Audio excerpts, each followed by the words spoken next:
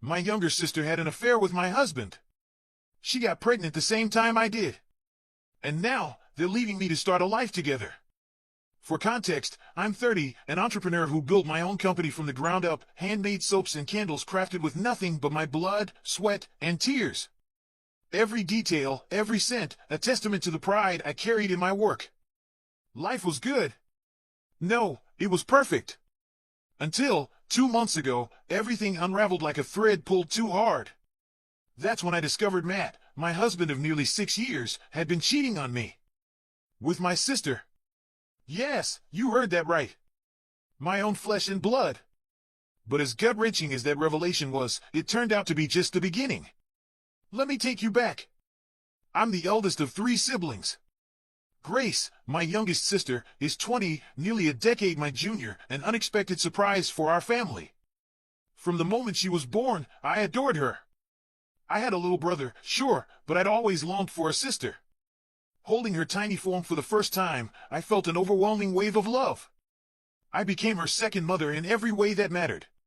Feeding her, bathing her, buying little gifts with my pocket money, she was my world. She had the sweetest smile, the kind that could melt anyone's heart. I even convinced Dad to buy me a digital camera just so I could capture her every milestone, each photo lovingly pasted into a scrapbook. As the years passed, my love for her only grew. Once I started earning, I'd spoil her with toys, books, clothes, anything to see her eyes light up. Our days were filled with laughter. I'd pick her up from school, and our weekends were sacred, Gilmore Girls marathons, ice cream dripping from our fingers, popcorn scattered across the couch, bookstore adventures where she'd lose herself among colorful covers. Those were the best days of my life. And I believed she felt the same way about me. But things shifted when I left for college in another state. I visited whenever I could, during breaks mostly, but it was never enough. I missed Grace terribly, haunted by the childhood moments slipping through my fingers. College was exhilarating. Freedom tasted sweet, intoxicating. I embraced it, frat parties with girlfriends, late-night adventures. It was at one of those parties that I met Matt. He was the DJ, oozing charisma with his shoulder-length hair and tattooed arms. To my young, impressionable heart, he was the epitome of cool. We clicked instantly, exchanging numbers, meeting up a few times. He was funny, charming, easy to talk to, and heartbreakingly handsome. Sure, he had this arrogant streak, but love has a way of blinding you to red flags. I often wonder now why I was so enthralled by him, why I clung to every scrap of attention he threw my way. But that's the thing about young love, you ignore the cracks until they shatter everything. Our dates turned into a relationship before I even realized it. After he graduated, we moved in together, cramming our lives into a tiny apartment near campus. He interned at a tech company while I juggled classes and a part-time job at a campus bistro. Money was tight, but happiness doesn't need much space.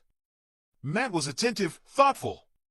He made me breakfast, helped me study, even pulled all-nighters with me before exams despite having work the next day. I thought I'd hit the jackpot, a man who loved me fiercely, proudly introducing me as the love of his life at every opportunity. His colleagues and friends swept up in his adoration for me. When he met my family at my graduation, it felt like fate aligning. They heard so much about him, but seeing him in person sealed the deal. Even my dad, notoriously hard to impress, was won over. My parents frowned upon me moving in with Matt without telling them, but his charm melted their disapproval. Seeing Grace that weekend was a highlight. She was almost grown, visiting me at college for the first time. She adored Matt, too. I noticed how she'd blush and fidget around him, a harmless crush, I thought. Nothing more. Matt proposed after 4 years of dating.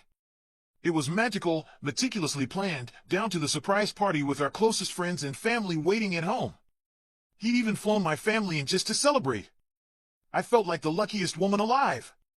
We married within the year. Grace stood by my side as my maid of honor. We upgraded to a bigger apartment, adopted a cat, and settled into a life that felt like a dream. Matt was the perfect husband. My career flourished, his too. Life was everything I'd hoped for. Until it wasn't. The cracks began subtly. Matt grew distant, his late nights at work more frequent, his phone suddenly a fortress of secrecy. I convinced myself it was stress, his job, the pressures of adulthood. But deep down, something gnawed at me. That intuition, the one you bury beneath excuses, was screaming. Then I found out I was pregnant. I thought it would fix everything, bring us closer.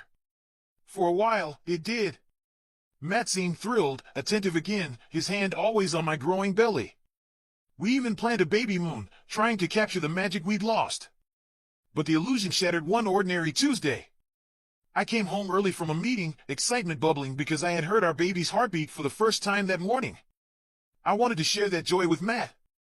Instead, I walked into our living room and found him kissing Grace. Time stood still. My breath hitched, the sonogram photos slipping from my fingers. They froze, guilt plastered across their faces. Grace stammered, Matt reached for me, but I was already backing away, my world tilting, collapsing under the weight of betrayal. Confrontation followed, voices raised, tears shed. The affair had been going on for months. Grace was pregnant too. The symmetry of it felt like a cruel joke. They claimed it was love. That they hadn't meant for it to happen. But what does that even mean? Love isn't supposed to destroy. Now, here I am, piecing together the shards of my life. They're moving in together, starting fresh while I'm left with memories that feel like daggers. The sister I cherished, the husband I trusted, both gone, leaving echoes of a life that once felt perfect. Meanwhile, things with Grace were unraveling faster than I could grasp. She was no longer the vibrant, carefree girl I once knew. It all began after her best friend, someone she loved like a sister, passed away suddenly, without warning. The loss hit her like a freight train, leaving her inconsolable. I rushed home, desperate to comfort her, but she was a shadow of herself, lost in grief. She stopped talking, refused to eat, and retreated into a silence so heavy it filled every corner of the house. We thought giving her space would help, that time would gently ease the pain. But months passed, and nothing changed. In fact, she was only getting worse. She quit school, her grades plummeted, and the light in her eyes faded. I wanted to get her into therapy, but my parents insisted she just needed more time to heal. Eventually, she began speaking again, occasionally venturing out of her room, but it was clear the Grace I knew was gone, replaced by someone drowning in invisible pain. Things spiraled further. My mom started calling with updates that felt like punches to the gut. Grace was hanging out with the wrong crowd, older boys who drank and did drugs. She even caught Grace smoking. It was surreal. This wasn't my sister. When Matt and I visited for Christmas, the change in her was jarring. Her clothes, her attitude, the sharpness in her words, all foreign. She was rude, disrespectful, and cold. I tried to reach her, desperate to understand, to pull her back. But she shut me out completely. You'll never understand my pain. Just leave me alone, she snapped, her eyes filled with a bitterness I couldn't comprehend. The confrontation exploded into a heated argument. She insisted she wasn't crazy, didn't need therapy, hurling words that cut deep. Only Matt managed to calm her down. Later that evening, she said she was going to a friend's house to relax. But she never came home. By nightfall, panic gripped me. I was about to start calling her friends when the phone rang. It was her boyfriend, older by a few years, his voice shaky. Grace had overdosed. My heart dropped. We raced to the hospital. They managed to resuscitate her, but the truth hit harder than any diagnosis. She'd been using drugs since her friend died, trying to numb the unbearable. We vowed it would never happen again. Therapy became non-negotiable. But just a few months later, the nightmare repeated itself. Another overdose. She survived, miraculously, but this time we sent her to rehab. She got clean, came home, and then relapsed. It was a vicious cycle. The more we tried to help, the more she recoiled, spiraling deeper into darkness. After countless failed attempts, I gave up. It sounds heartless, but Grace had drained every ounce of strength I had. I needed to save myself. Matt became my anchor, mediating, listening, helping me find ways to cope. His patience was a balm on my frayed nerves. I poured myself into work, and we started trying for a baby. A year passed with no luck. The diagnosis came, COS. It wasn't impossible to get pregnant, but it felt like the universe was against me. Hope turned to despair. My job suffered. Eventually, I quit, consumed by the feeling of failure as a sister, a woman, a potential mother. Desperate for purpose, I turned to something simple, soap. I'd always loved handmade soaps, a hobby born from battling acne in my younger years. I began crafting again, selling to neighbors and friends. They loved it. Orders trickled in, then flooded when a friend's daughter posted a TikTok. My little business grew, and with it, so did I. For the first time in months, I felt like myself. Matt seemed happier, too. He got promoted, started traveling for work. Life was settling into something almost normal. Until it wasn't. 2 months ago, lonely with Matt away, I visited my parents. They mentioned Grace had moved out, living with a friend. I decided to surprise her. The surprise was mine. I knocked on the door. Matt answered. Half-dressed. Grace appeared behind him, equally disheveled. Their faces said it all. I wanted to believe it was a misunderstanding, but the guilt in their eyes was undeniable. Excuses spilled from their mouths, flimsy and hollow. I stood there, stunned, until my gaze dropped to Grace's belly, round, unmistakably pregnant. I vomited, the world spinning. The neighbors called an ambulance. At the hospital, numb and broken, they ran tests. Another shock, I was pregnant. The irony stung like acid. Years of trying, failing, and now this, pregnant on the day I discovered my husband had been sleeping with my sister. My parents arrived, horror etched on their faces as I recounted the betrayal. Matt and Grace showed up, offering no apologies, just brutal honesty. Matt declared he didn't love me anymore. He loved Grace. They were getting married. I vomited again. Grace admitted they'd been together for over a year. Matt had planned to divorce me soon. But that wasn't the worst part. Matt never found the right moment to confess. When he finally did, his words carved deep, invisible scars. He claimed I had been emotionally unavailable, incapable of meeting his needs for years. So, he sought solace in Grace's arms. It started as friendship, or so they said. But that fragile boundary dissolved quickly, morphing into something far more intimate. Grace admitted she knew it was wrong. Yet, after Matt promised he would divorce me, she surrendered to the affair, determined to give him the one thing he always yearned for, a baby. I couldn't fathom it. Matt, the man who had always seemed steadfast and loyal, never hinting at any discontent, had been living a lie.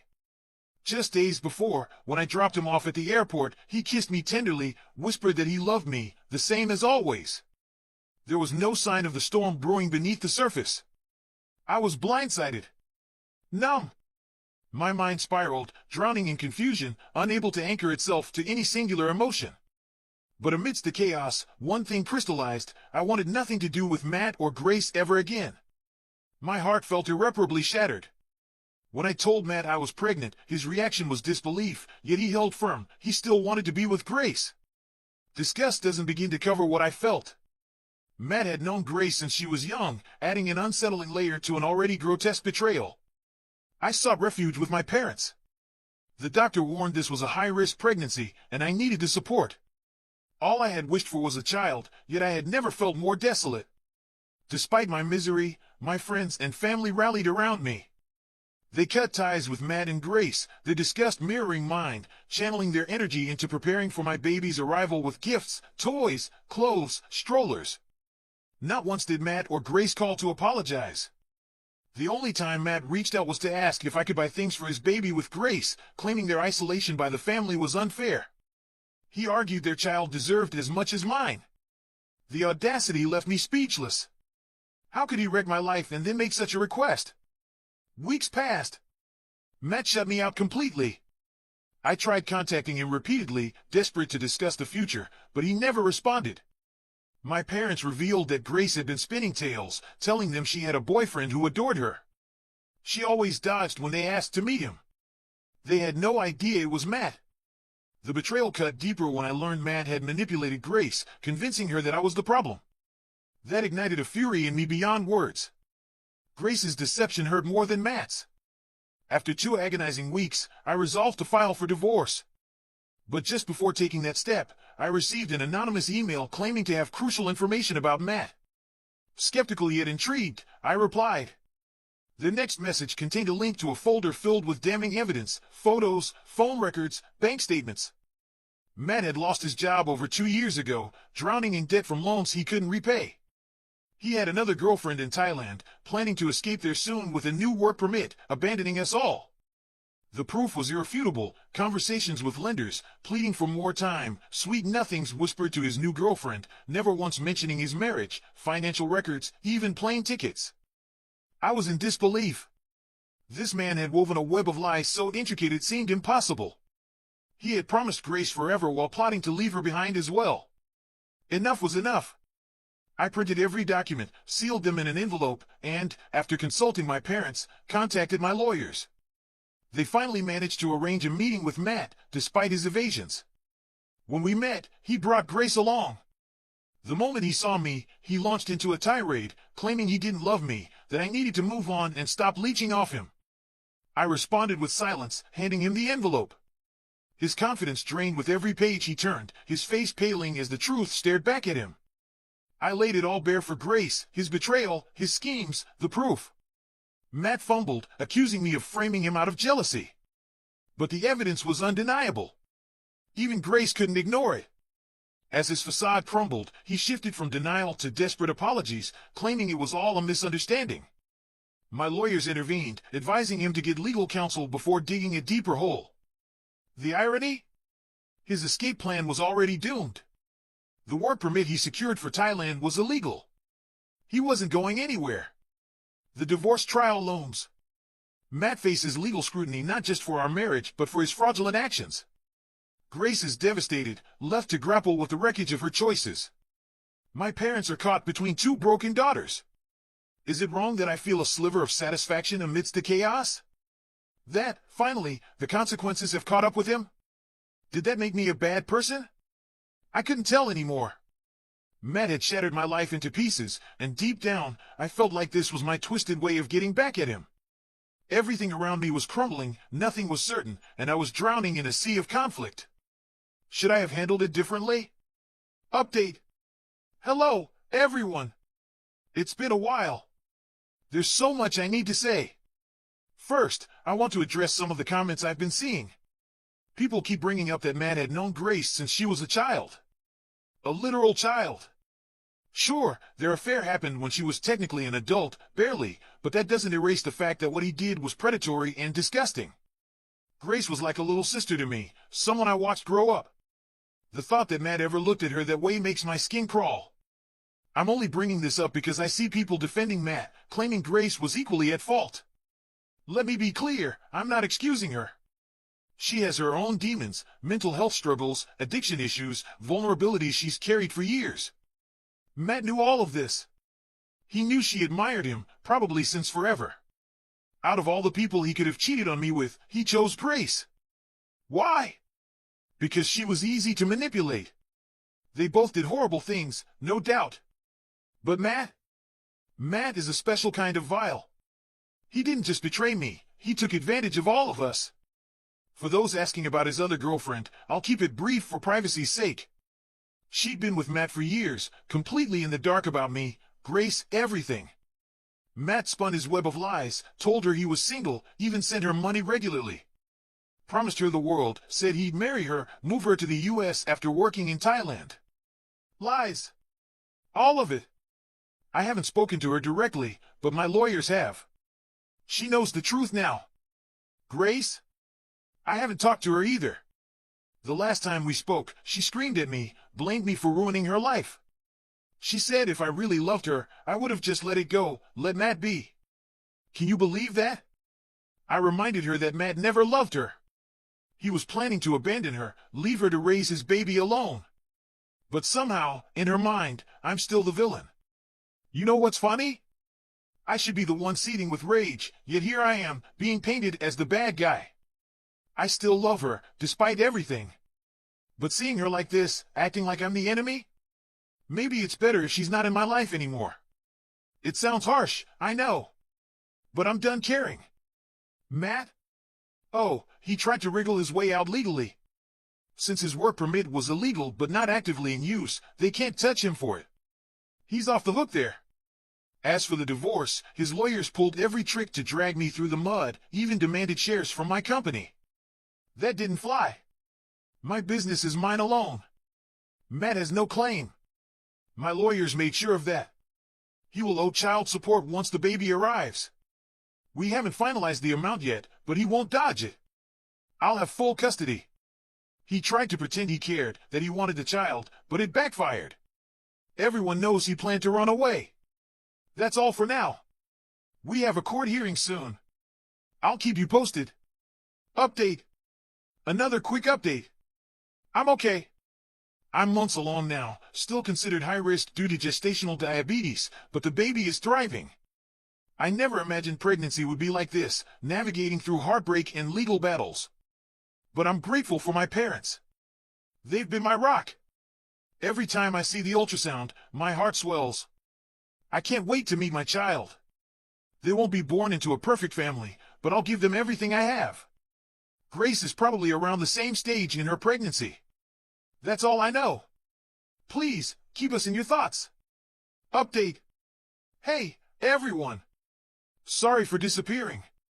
This update is long overdue, but I have good news. I had a beautiful baby girl. She was born early, spent some time in the NICU, but she's strong.